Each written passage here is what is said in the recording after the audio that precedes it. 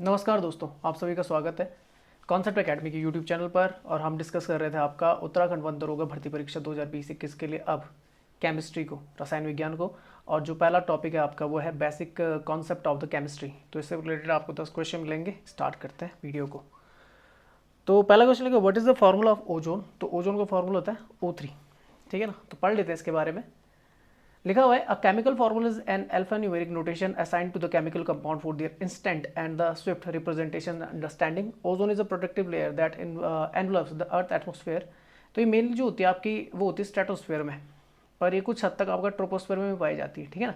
Ozone is an allotrope of oxygen. It is also represented identified by the chemical formula O3. It is composed of the 3 oxygen atoms. Ozone is responsible for the shielding the earth from the harmful ultraviolet radiation emitted by the sun. अच्छा, यहाँ पे लिखा हुआ है, जैसे देखिए जी, अगर simple से लिखा हो तो ये एटॉमिक ऑक्सीजन है, O2 लिखा हुआ तो ऑक्सीजन मॉलिक्यूल है, O3 लिखा हुआ तो ये ओजोन है, और O4 लिखा हुआ तो ये ऑक्सीजोन है। ये आपने याद रखना है। लिखा हुआ ozone is formed in the atmosphere by the combination और एटॉमिक ऑक्सीजन, मतलब आपका O2 तो आएगा विद एन ऑक्सीजन मॉलिक्यूल्स। तो ये हो जाता है, ये जो बनता है आपका, ये बनता O2 प्लस O से। ये हमेशा याद रखना है, ये फॉर्मेशन पॉइंट है। तो जब ऑक्सीजन मॉलिक्यूल्स आपका एटॉमिक ऑक्सीजन के साथ क्या करता है, रिएक्ट करता है, तो ऑक्सीजन आपकी क्या बोलते हैं, ओजोन आपका बन जाता है। O4 की अगर बात की जाएगी तो आपका क्या हो जाता है, वो ऑक्सीजन हो जाता है। लिखा हुआ ozone can also synthesize in the laboratory by using the electric discharge method. तो इसे लेबोरेटरी में भी बनाया जा सकता है, ये भी आपने याद रखना है। यहाँ पर मैं दिखा देता हूँ, एटमोस्फेयर में कुछ आपकी क्या है, लेयर्स है। तो अगर देखा जाएगा तो अगर अर्थ सरफेस की बात की जाएगी, लिथोस्फेयर की बात की जाएगी, तो 0 से 12 किलोमीटर ऊपर आपको ट्रोपोस्फेयर दिखेगा, उससे ऊपर आपको स्ट्रेटोस्फेयर दिखेगा 50 किलोमीटर तक, उसके ऊपर आपको मेसोस्फेयर दिखेगा 50 से 80, उसके बाद थर्मोस्फेयर, और उसके बाद आपका एक्सोस्फेयर जो आपका क्या होता है, आउटर स्पेस होता है। आपकी जो ओजोन होती है वो यहाँ कहीं पे होती है, ठीक है ना। मैं यहाँ पे दिखा देता हूँ। ओजोन दो तरीके की होती है, एक होती है गुड ओजोन जो आपका 90% होती है, ये आपके स्ट्रेटोस्फेयर में क्या होती है, शिफ्टेड होती है। और अगर बैड ओजोन की बात करूंगा, लोअर एटमोस्फेयर ट्रोपोस्फेयर में होती है 10% ओजोन यहाँ पर आपकी होती है, जैसे बैड ओजोन बोलते हैं। ये बैड क्यों हो जाती है, क्योंकि जो आपका फॉसिल फ्यूल एमिशन होता है उसके थ्रू आपकी जो ओजोन होती है वो कैसे हो जाती है, आपकी पॉल्यूटेड हो जाती है। और एक चीज़ आता है कि ग्राउंड लेवल जो ओजोन होती है आपकी, जो ट्रोपोस्फेयर में होती है मेनली 10% के आसपास, ये एक हिसाब की आपकी क्या ग्रीन हाउस गैस है।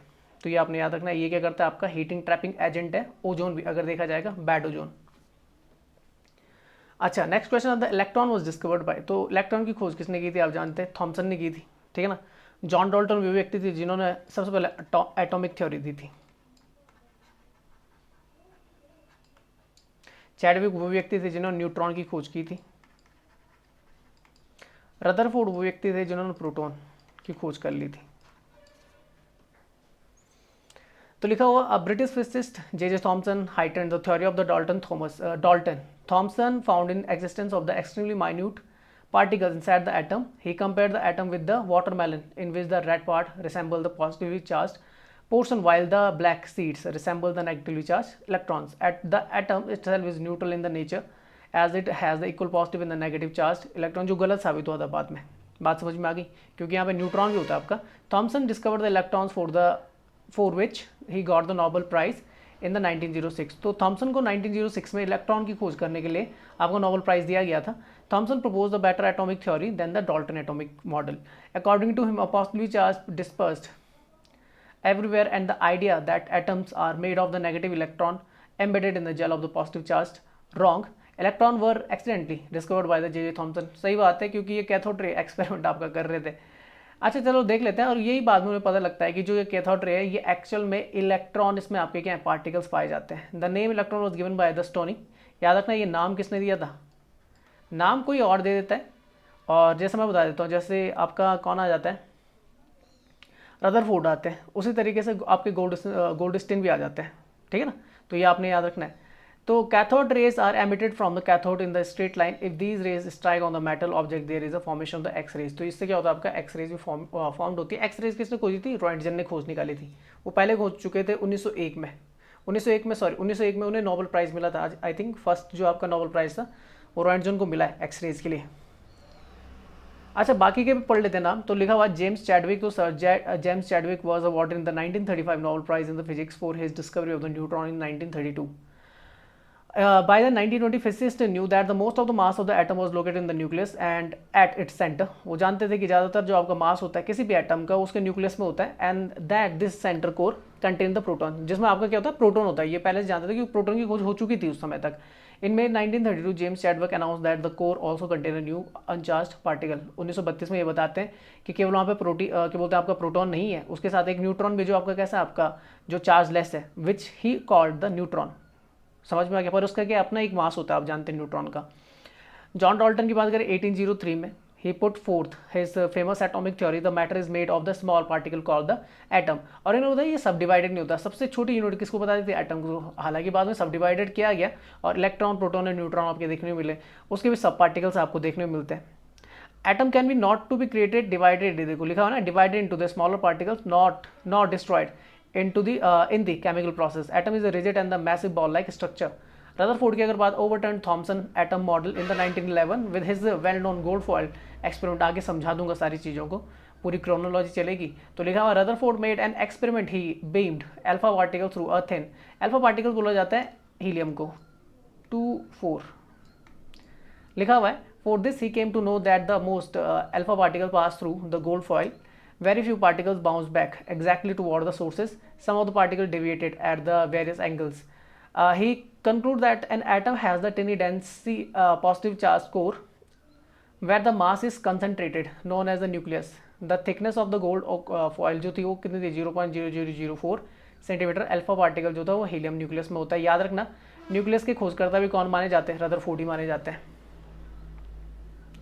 यहाँ पर देख लेते हैं, देखो यहाँ पे देख लेते हैं। तो सबसे पहले 1803 में आपका जॉन डाल्टन ने एटम्स को बताया और उन्होंने सबसे टिनी पार्ट से बताया था, इसको सब डिवाइडेड नहीं किया जा सकता, उन्होंने नहीं बताया। Atoms are tiny hard sphere that can not be split up.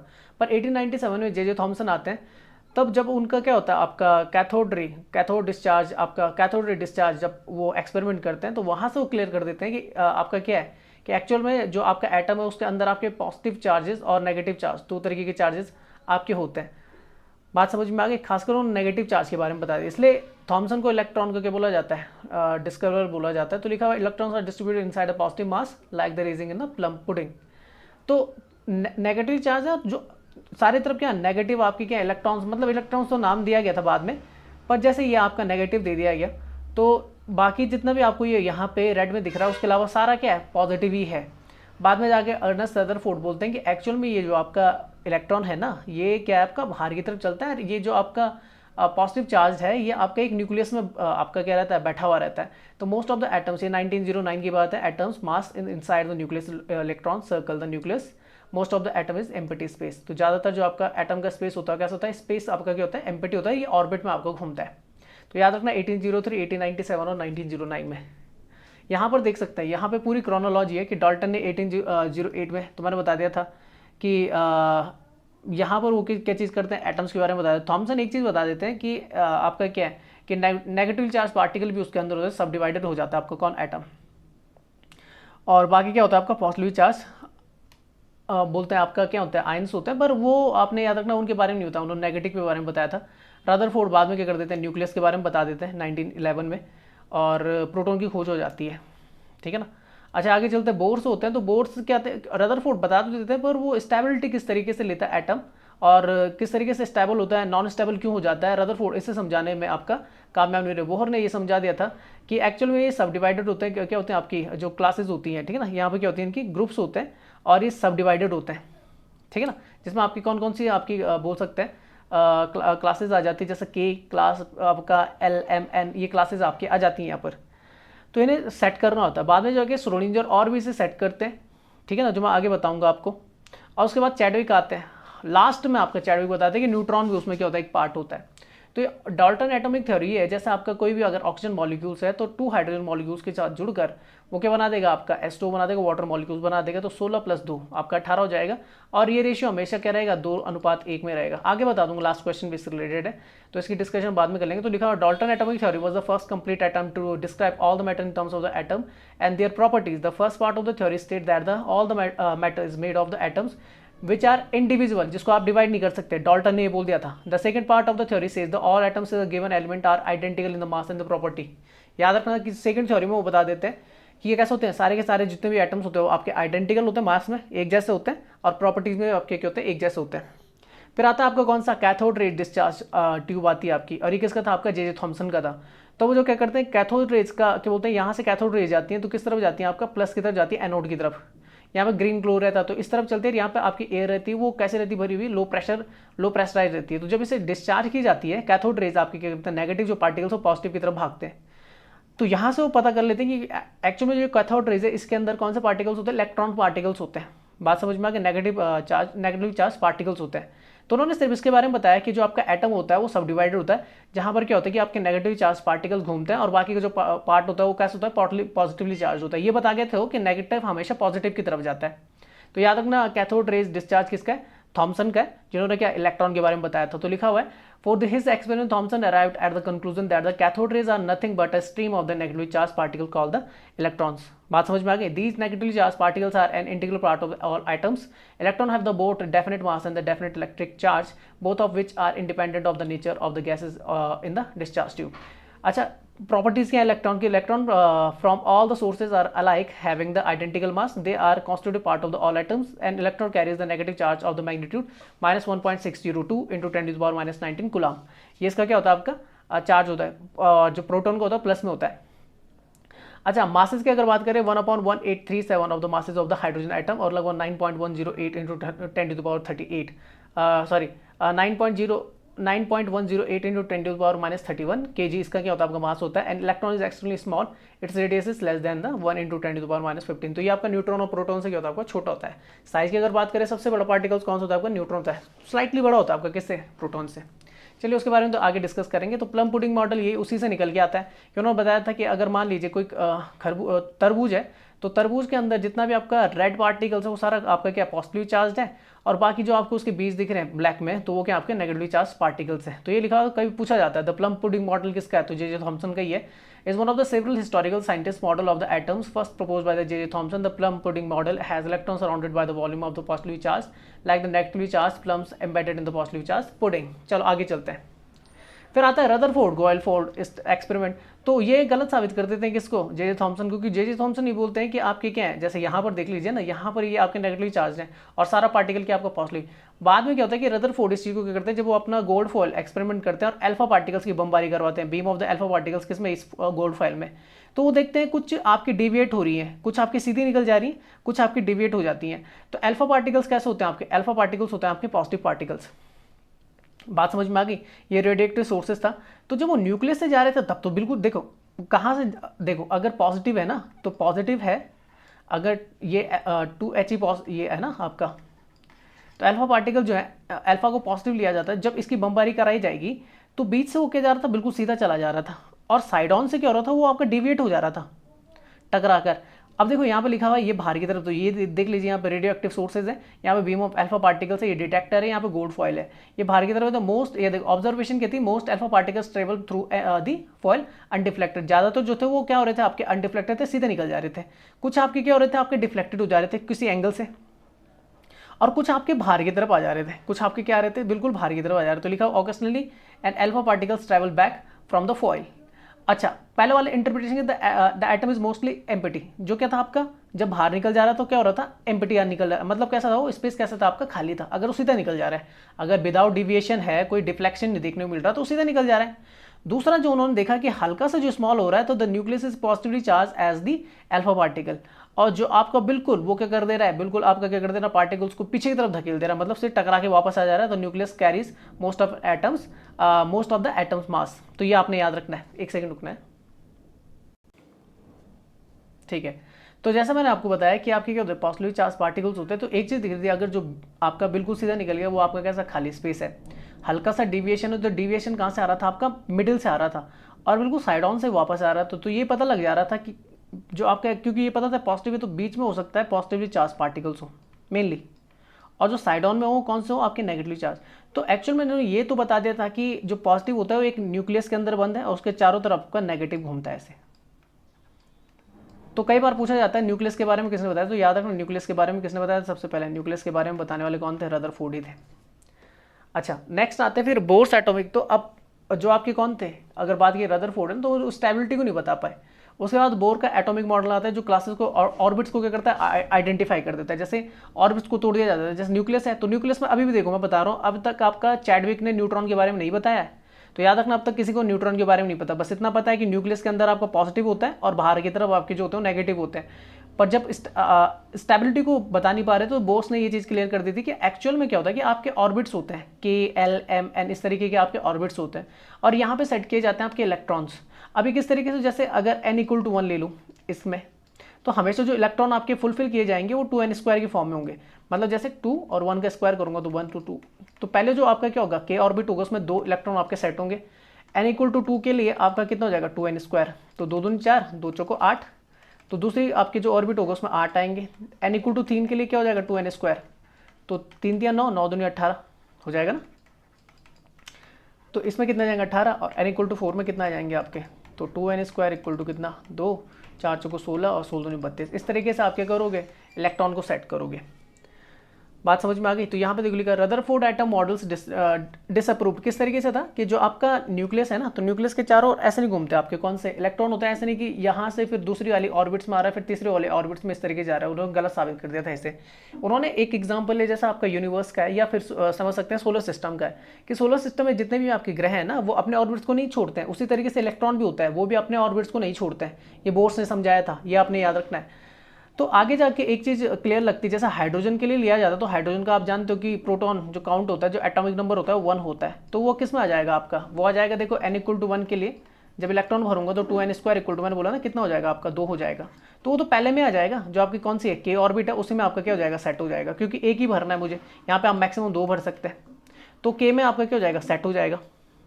Next अगर बेरिलियम की बात करें तो बेरिलियम 4 होता है, और ये किसके लिए आएगा, तो ये तो 2 को क्रॉस करके, तो n=2 के लिए आपका 2n² कितना आया था, तो मैंने बताया था ये आया था 8। तो ये देखो ये कहाँ पर आ जाएगा आपका सेकंड ऑर्बिट में चल जाएगा। पहले तो भरेगा कितने 2 भर दिए, फिर जो 8 वाली क्लास है वहाँ पे कितना भर देगा 2 भर देगा। तो देख लीजिए जहाँ पर 2 भर दिए, ये वाला 1 और 2, n=1 में 2 भर दिए, और n=2 में जहाँ पे 8 भर सकते हैं वहाँ पे इसने 2 और भर दिए। बात समझ में आई, तो ये थोड़ा दिमाग में रखना है। बोर्स मॉडल के बाद में श्रोडिंगर का आता है। श्रोडिंगर एक चीज क्लियर करते हैं कि इलेक्ट्रॉन एनर्जी लेवल जो डायग्राम होता है वो इस तरीके से नहीं, जिस तरीके से बोर्स समझा के चले गए कि आप 8 इस तरीके से ऐसे नहीं भरा जाता कि आपने पहले 2 भरे फिर 2 भरे 2 भरे, इस तरीके से नहीं होता। उन्होंने एक चीज समझाया, जैसा ऑक्सीजन को ले लो, तो ऑक्सीजन का कितना होता है आपका जानते हो 8 होता है, तो अगर मैं लूंगा तो 2 और फिर 8 वाली क्लास में कितना भरेगा 6। बात समझ में आई। तो यहाँ पर जो भरेंगे वो कैसा था आपका, जैसे ये वाला जो फर्स्ट ऑर्बिट है यहाँ पे 2 भर दिए उसने, 1 ये और 1 ये, और 6 भरने तो 2 ये 2 यहाँ पे 2 4 और 5 और 1 6। तो उन्होंने इस चीज़ को बताया था कि ऐसा नहीं भरा जाता कि आप पहले 2 भर रहे हो एक उसमें, फिर 2 भर रहे हो और फिर 1 1 भर रहे हो, इस तरीके से नहीं हो रहा था। उन्होंने बताया कि जैसे आप 1s में भरोगे, जो SPDF आपकी क्लासेस होती है, तो अगर मैं आप 1s में भर रहे हैं तो आपने पहले 1 भरना है, जो आपका पाउलीज एक्सक्लूशन प्रिंसिपल भी बोलता है, पहले 1 भरना है फिर सेकेंड भर देना है, फिर उसके बाद 2s वाली क्लास में फिर 1 भरोगे फिर दूसरा भर दोगे, तो 4 तो भर गए, अब बचे कितने 4 और P वाले में आते तो वहाँ पे 3 दिखता है आपको कितने दिखते हैं 3 दिखते हैं ना, तो पहले 1 1 भरोगे, 1 1 1 3 भर गए, फिर इस वाले में भरोगे। तो ये उन्होंने समझाया था कि किस तरीके से आपका क्या कर सकते हो, इलेक्ट्रॉन को एनर्जी लेवल डायग्राम के थ्रू शो कर सकते हो। तो ये लिखा, notice how the pairing of the electron in the Bohr-Rutherford diagram matches the energy level diagram. तो ये आपने याद रखना है। और उन्होंने किसके बारे में बताया था, L=1 L=2 1 2 3 या L=0 के लिए, कि S ऑर्बिट जो होता है उसका शेप कैसा होता है, उसका ऑर्बिटल होता है। P का जो होता है वो कैसा होता है, स्फेरिकल होता है, या आपका डम्बल शेप में, ये कैसा होता है आपका डम्बल शेप में होता है, ये आपका कैसा होता है इस तरीके का शेप होता है, ये आपका कैसा होता है F में, इस तरीके को उन्होंने शेप की बात की थी। अच्छा नेक्स्ट क्वेश्चन चलते हैं। State that the for a solution of the volatile liquid the partial vapour pressure of each component of the solution is directly proportional to its mole fraction present in the solution. तो ये mole fraction का जो phenomena आता है ये किसके लिए आता है, राउल्ट्स लॉ के लिए आता है। बॉयल्स का जो लॉ था वो आप जानते हैं कि आपका क्या होता है, ये आपका टेम्परेचर कॉन्स्टेंट होता है, तो आपका जो होता है P जो होता है वो इनडायरेक्टली प्रोपोर्शनल होता है V के। बात समझ में आ गई। चलो बाकी डाल्टन लॉ आप जानते हैं, उसके बारे में डिस्कस कर लेते हैं। तो यहाँ पर देख सकते हैं कि जो आपका रॉल्स लॉ था वो बोलता है P solution equal to X solvent into the P solvent, जहाँ पे P सॉल्यूशन क्या है, vapour pressure of the solution है, X solvent mole fraction of the solvent, और P सॉल्वेंट है vapour pressure of the pure solvent. तो यहाँ पे क्या डायरेक्टली प्रोपोर्शनल है, यही चीज वो यहाँ पे बता रहा है। देखो लिखा हुआ है the solution of the volatile liquid the partial vapour pressure of each component of the solution is directly proportional to its mole fraction present in the solution। वो बोल रहा है जो आपका ये वाला ना, ये vapour pressure of the solution है डायरेक्टली प्रोपोर्शनल है किसके, मोल फ्रैक्शन के, मतलब ये डायरेक्टली प्रोपोर्शनल है, P directly proportional, PS directly proportional to XS, ये आपका वो बोल रहा है। अच्छा, बॉयल्स लॉ की बात करें तो Boyle's law also called the Marriott's law, or relation concerning the compression and the expansion of a gas at a constant temperature. The pressure exerted by a gas of a given mass kept at the constant temperature is the inversely proportional to the volume. जैसा मैंने बताया था, pressure indirect proportion दिखाता है V से, जब आपका temperature क्या होता है, कांस्टेंट होता है. The pressure of the given quantity of gas varies inversely with its volume at constant temperature in equation from the PV equal to K, a constant. Dalton law की अगर बात करें तो law of partial pressure state that the total pressure exerted by mixture of the gases is equal to the sum of the partial pressure of the gases in the mixture.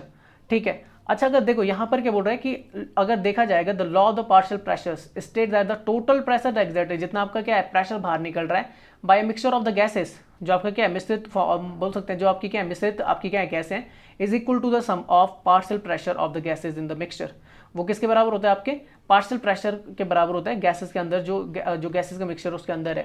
Faraday law की बात करें तो आप जानते हैं electromagnetism से related होता है, तो लिखा हुआ Faraday law of induction is a basic law of the electromagnetism predicting how magnetic field will interact with an electric circuit to produce an electromotive forces, a phenomenon known as the electromagnetic induction. Faraday law states that the EMF is also given by the rate of the changes of the magnetic flux.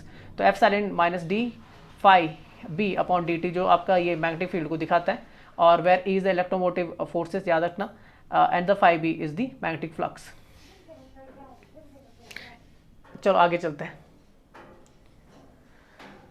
आगे लिखा with symbol having their usual meanings, which one of the following is used as a standard of defining the atom mass unit. तो आप जानते हैं C12 का use किया जाता है. 1/12 ऑफ मास आपका क्या होता है, जनरेटेड होता है जब कभी भी कंपेरिजन करना हो. तो लिखा हुआ है एन एटॉमिक मास यूनिट जो होता है AMU is defined as the accurately 1/12 of the mass of the carbon 12 atom. याद रखना है कि जब AMU को दिखाया जाता है तो एक AMU किसके बराबर होता है, कार्बन 12 मास के 1/12 के बराबर होता है. पेपर में पूछा जाता है कई बार. तो लिखा हुआ atomic mass is calculated the sum of the protons and the neutrons in the nucleus. The carbon 12 atoms has the 6 neutron and 6 protons in its nucleus. अब होता है क्या, जैसा कार्बन 12 है तो ये होता है C612, और इसको किस तरीके से दिखाते हैं, याद रखना, इसको आपका X से शो करते हैं और इसका आपको A से शो करते हैं. एक्चुअल में 6 ये प्रोटॉन्स के काउंट को दिखाता है, और जितने प्रोटॉन होते हैं उतने क्या होते हैं आपके इलेक्ट्रॉन होते हैं. ये हमेशा याद रखना, जितने प्रोटॉन उतने क्या होते हैं इलेक्ट्रॉन्स होते हैं. वहीं अगर A जो है वो आपका किसको दिखाता है, ये तो आपका किसका दिखाता है, मैंने बता दी एटॉमिक नंबर को दिखाता है, एटॉमिक नंबर को X, और A किसको दिखाता है एटॉमिक मास को. और ये एटॉमिक मास होता है, ये क्या होता है आपका प्रोटॉन प्लस न्यूट्रॉन होता है. तो आप जानते हैं कि प्रोटॉन का कितना काउंट 6 है, तो 6 अगर 12 में 6 घटा दोगे तो कितना बचेगा आपका 6 बचेगा. तो आपका न्यूट्रॉन काउंट भी कितना आ जाएगा, 6 ही आ जाएगा. तो ये आपने याद रखना है. The atomic unit mass is denoted as AMU, और AMU की जो वैल्यू होती है 1.67377 इंटू 10⁻24 ग्राम होता है. Atomic number of the C12 atom is 6 and its belonging to the second period and the 14th group. तो ये दूसरे पीरियड में आता है और 14वें ग्रुप में आपका फॉल करता है. हाइड्रोजन की अगर बात करें, first atom of the periodic table है, एटॉमिक मास 1 होता है एंड मास यूनिट कितना होता है, मास नंबर होता है 1 MU के बराबर लगभग. Hydrogen has 3 naturally occurring isotopes. Isotope कौन कौन से होते हैं, तो आपके H1 प्रोटियम, S2 आपका ड्यूटीरियम और S3 आपका ट्राइटियम होता है. मोस्ट अबंडेंट एलिमेंट है किसका, आपका यूनिवर्स का, और फर्स्ट पीरियड में पड़ता है फर्स्ट ग्रुप में. अच्छा, नाइट्रोजन की बात करें 7th एलिमेंट है, और इसका जो एटॉमिक मास है 7 है और मास नंबर आपका 14 है लगभग. नाइट्रोजन की अगर बात करें तो most abundant gas in the atmosphere है. अगर एटमॉस्फेयर में बात की जाती है नाइट्रोजन सबसे ज़्यादा क्या आपकी अबंडेंट है हमारे, और अगर यूनिवर्स में बात की जाती है हाइड्रोजन है. सरफेस में बात की जाएगी तो ऑक्सीजन है. ये आपका सेकंड पीरियड में आता है, 15th ग्रुप है. और ऑक्सीजन की बात करें 8th एलिमेंट है आपका. 8 क्या होता है एटॉमिक मास है, मास नंबर 16 के आसपास आता है. Oxygen is the second most abundant gas in the atmosphere, nearly तो 21%, और सेकंड पीरियड और 16th ग्रुप में आपका आता है. मैं यहाँ पे दिखा देता हूँ आपको, देखो ये फर्स्ट आपका ग्रुप है, आपका फर्स्ट पीरियड फर्स्ट ग्रुप है. अगर मैं वही बात करूँगा तो देख लीजिए सेकंड वाला है, तो ये सेकंड पीरियड में आता है आपको कौन सा, जब मैंने बात की थी कार्बन की, तो ये आता है आपको कौन सा 14th में, ग्रुप नंबर 14th है. एक जैसे ये हो जाएगा 1 2 3 4 5 6 7 8 9 10 11 13 और ये 14वां. तो ग्रुप कौन सा है, तो ग्रुप नीचे की तरफ चलता है हमेशा. ग्रुप कैसे चलता है, याद रखना, ग्रुप हमेशा कैसे चलता है आपका नीचे की तरफ चलता है. और अगर पीरियड्स की बात करेगा तो पीरियड किस तरफ चलते हैं आपके, पीरियड जो होते हैं वो हमेशा इस तरफ चलते हैं. तो कौन सा देखो दूसरा है, तो चाहे आपका कौन सा कार्बन है, नाइट्रोजन और ऑक्सीजन है, तो ये आपके किस में आते हैं, सेकंड पीरियड में आते हैं. पर नाइट्रोजन 15th ग्रुप में आता है. इसे नाइट्रोजन ग्रुप भी बोला जाता है. जो फर्स्ट एलिमेंट होता है उसी के हिसाब से उस ग्रुप बना लिया जाता है. और जो आपका 16th ग्रुप आता है इसे ऑक्सीजन ग्रुप बोला जाता है. उसके बाद हैलोजन ग्रुप आता है आपका. ये आपने याद रखना, हैलोजन ग्रुप है। उसके बाद जो आते हैं आपके वो इनर्ट गैसेस का आ जाता है आपका ये लास्ट वाला। चलिए आगे चलते हैं। अच्छा, water gas is a mixture of, तो ये होता है आपका कार्बन मोनोऑक्साइड और हाइड्रोजन का मिक्सचर होता है। तो पढ़ लेते हैं, देखो लिखा हुआ है कि water gas is a combustion fuel containing the carbon monoxide and the hydrogen gas H2। Carbon monoxide होता है CO formula. Water gas is made by the, याद रखना कि जो आपका कार्बन मोनोऑक्साइड होता है वो 200 टाइम्स मोर सॉल्युबल होता है हमारे लंग्स में बजाय किसके, ऑक्सीजन के, ठीक है ना। तो ये याद रखना CO। और ये कैसी होती है आपकी, पॉल्यूटेड गैस है।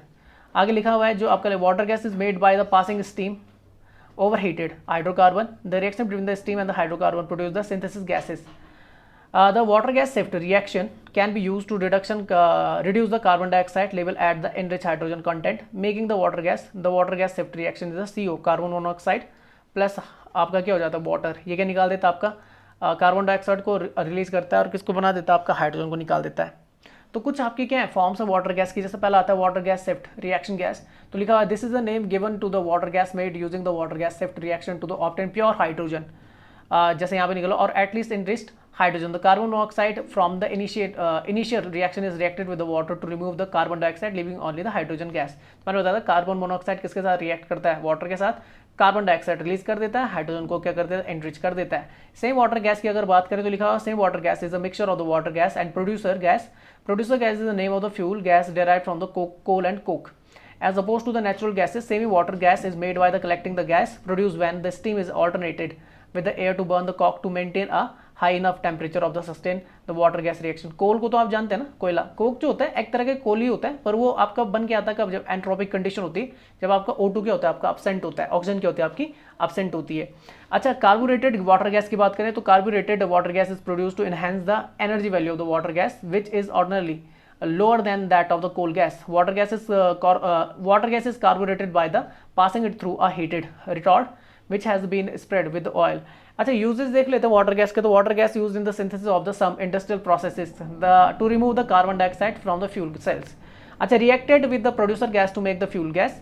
It is use to in the Fischer Tropsch process. It is use to obtain the pure hydrogen in the synthesize form. चलो आगे चलते हैं अब।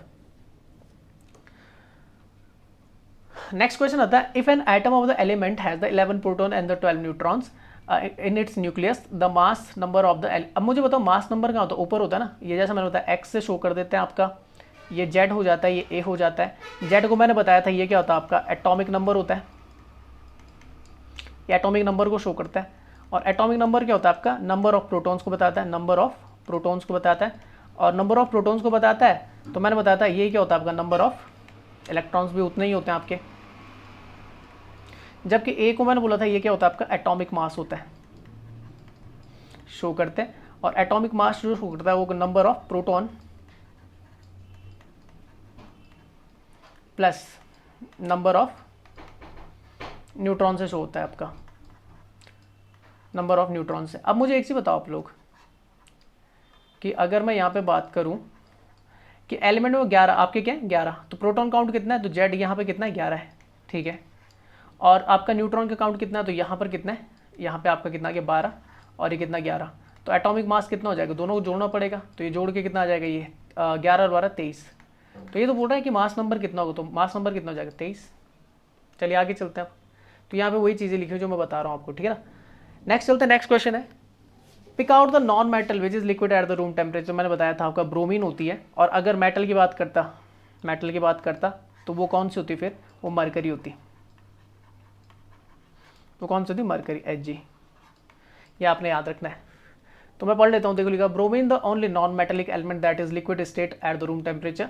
It is a member of the halogen group 17 में आते हैं। मैंने बताया था हैलोजन ग्रुप किस में आते हैं, ग्रुप 17 में आते हैं। Of the periodic table bromine is found in the nature disperse throughout the earth crust all in the compound as soluble and the insoluble bromides. Atomic number अगर बात करें तो 35 है। एटॉमिक वेट की बात है 79.909 है। मेल्टिंग पॉइंट इसका -7.2 डिग्री सेंटीग्रेड पे मेल्ट हो जाती है आपकी, और बॉइलिंग पॉइंट इसका 59 डिग्री सेंटीग्रेड। यहाँ पे दिखा देता हूँ, ये आपके हैलोजन ग्रुप्स। ये कौन सा ग्रुप होता है, 17, याद रखना है। 17 ग्रुप में आपके कौन सा आता है, हैलोजन ग्रुप आता है। और 18 में आपके कौन सा आती है, इनर्ट गैसेज आती हैं आपके, नोबल गैसेज जिन्हें बोला जाता है। तो पहला जो आपका कौन सा है, वो आपका कौन सा देखिएगा तो फ्लोराइड है, ठीक है ना। फिर कौन सा है, क्लोरीन, फिर आता है ब्रोमीन, फिर आयोडीन, फिर आता आपका AT और फिर आता TS। तो ये याद रखना, यहाँ पर है आपका कहाँ था, क्लोरीन, ये कैसा ब्रोमीन, ठीक है ना। 17 और ये किस में आता है, कौन सा नंबर है, तो ये 4th में है, 1 2 3 4th, तो 4th पीरियड है और 17 क्या ग्रुप है, तो ये आपने याद रखना है। चलो फ्लोरीन हो गया, फ्लोरीन क्लोरीन ब्रोमीन, ठीक है, आयोडीन। चलो आगे चलते हैं। अच्छा, the pH value of the liquid was found to be 7, तो ये होता है आपका प्योर वाटर का, किसका होता है, प्योर वाटर होना चाहिए पर यहाँ पे केवल वाटर लिखा हुआ है तो मैं उसी को टिक कर दूंगा, वाटर का। एल्कली जो होता है तो मैं बता देता हूँ, एल्कली होता है मतलब जो आपका क्या होता है, बेस को शो करता है, मतलब क्षारीयपन को दिखाता है। तो ये आपका चलता है कितने से लेकर, ये चलता है आपका 7 से ऊपर, 7 से 14 के बीच में। एसिड जो चलता है वो चलता है आपका 0 से लेकर 7 के बीच में, और 7 पे क्या हो जाता है आपका, न्यूट्रल हो जाता है।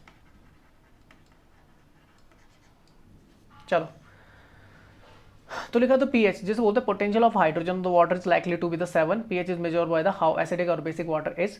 द रेंज गोज 0 to 14, अगर देखेंगे तो 7 बीइंग न्यूट्रल होता है, 7 पे न्यूट्रल होता है, और अगर 7 से छोटा है तो एसिडिटी को शो करता है, और 7 या 7 से बड़ा है, 7 से बड़ा है अगर, तो वो बेसिडिटी को शो करता है। जैसे जैसे 0 की तरफ जाते हैं वो क्या होता है, एसिडिक एनवायरनमेंट उसका बढ़ने लग जाता है, 14 की तरफ जाने में बेसिडिटी उसकी बढ़ने लग जाती है। pH of the water is very important measurement concerning the water quality. Pure water का होता है, देख लीजिए यहाँ पे किसका होता है, वाटर का होता है। ब्लड कलर वो 7.2 के आसपास होता है, 7.2 7.4 के आसपास ये रहता है आपका।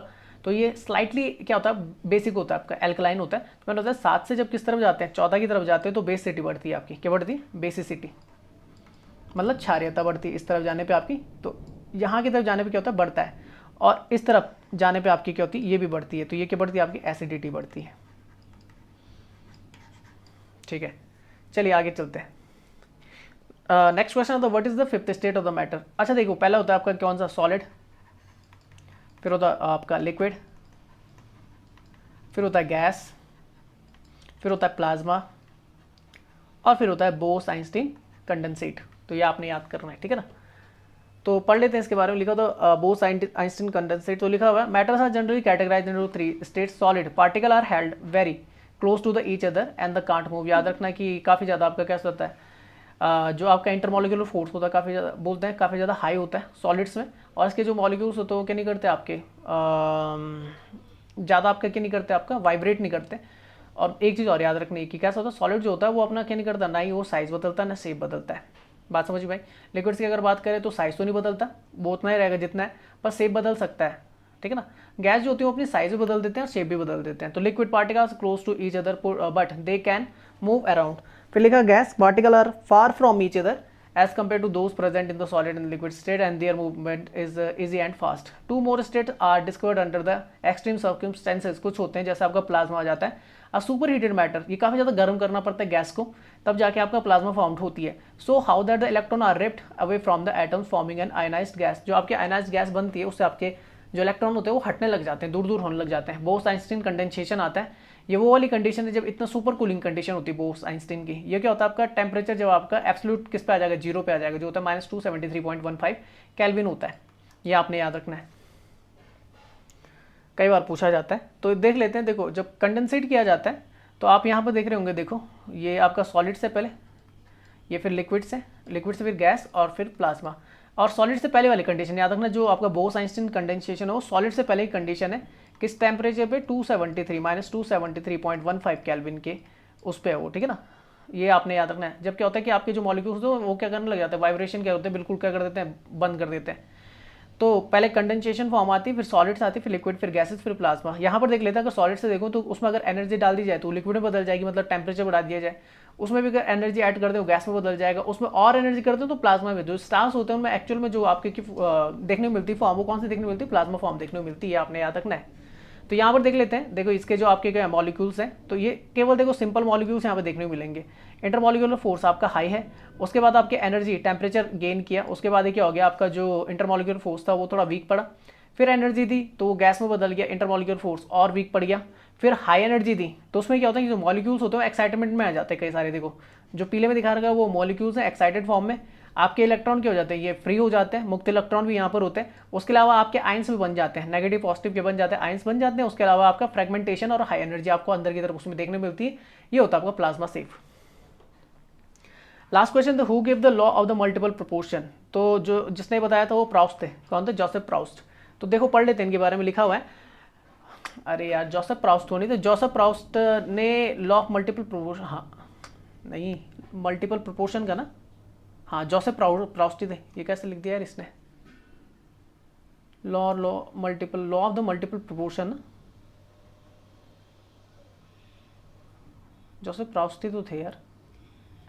करेक्ट आंसर है। चलो पढ़ लेते हैं पहले। देखो लिखा, law of multiple proportion, if two elements are can combine to form the more than the one compound, the masses of the one element that combines with the fixed mass of the other element are in the ratio of the small whole numbers। नहीं यार, John Dalton नहीं है। Law of multiple का आपका किसका आता है, Proust का आता है। ये रेशियो का है, ये कि कौन सा आपका रेशियो का है, प्रोपोर्शन का ही है ना, लॉ ऑफ मल्टीपल प्रोपोर्शन। दो ने दिया है फिर, ठीक है पढ़ लेते हैं। Hydrogen combines with the oxygen to form the two compounds water and the hydrogen peroxide. तो याद रखना कि अगर देखो नॉर्मल अगर देखें तो हाइड्रोजन के अगर मैंने ले लिए दो मॉलिक्यूल्स, तो ऑक्सीजन के 8 दूनी 16 हो जाएंगे और आपका क्या हो जाएगा, वाटर फॉर्मेशन हो जाएगा। बात समझ में आ गई, मतलब H2O। और अगर देखेंगे तो हाइड्रोजन प्लस ऑक्सीजन, यहाँ पे 2 ही रखा, यहाँ पे उसको डबल कर दिया, तो कितना हो जाएगा, हाइड्रोजन कितना हो जाएगा 34 ग्राम हो जाएगा टोटल हाइड्रोजन पेरोक्साइड, जिसे बोलते हैं H2O2। ऊपर तो क्या आपका H2O है, तो हाइड्रोजन का 1 × 2 तो कितना हो जाएगा 2, और ऑक्सीजन कितना होता है, एटॉमिक मास 16 होता है, तो 16 + 2 कितना होता है 18, ये वाटर फॉर्मेशन हो जाता है। यहाँ पे देखेंगे 2 और यहाँ पे देखेंगे तो 16 दूनी 32, 32 और 2 कितना होता है 34, तो ये आपका हाइड्रोजन पेरोक्साइड बन जाता है। तो लिखना मासेस ऑफ द ऑक्सीजन, तो 16 gram in the water and 32 gram in the hydrogen peroxide combined with the 2 gram of the hydrogen bear the simple ratio of the 16:32 और द 1:2। एवोगैड्रो लॉ देख लेते हैं, तो equal volume of the all gases, याद रखना equal volume of the all gases at the same temperature and pressure should contain the equal number of the molecules. याद रखना कि अगर कोई भी आपकी गैसेज है,